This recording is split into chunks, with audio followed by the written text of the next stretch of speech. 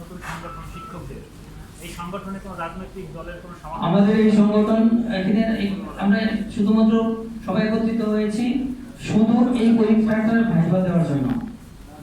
অন্য কোনো সংগঠনের সাথে বা অন্য কারোর সাথে আমাদের কোনো রকম সম্পৃক্ততা নাই, কোনো রাজনৈতিক দলের বলতে নাই, অন্য কোনো সংগঠনের সাথে সম্পৃক্ততা নাই, শুধু আমরাই স্বতন্ত্র।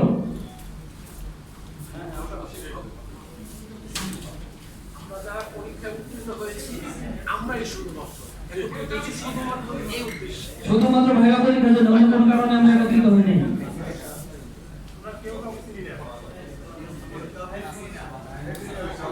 আমরা শুধুমাত্র যারা ভাইভা পরীক্ষা লিখিত পরীক্ষা উত্তীর্ণ হয়েছি তারাই শুধু একত্রিত হয়েছি। আমাদের আদার্স কোনো লক্ষ্য বা উদ্দেশ্য নাই, আমরা শুধু ভাইভা দিতে চাই।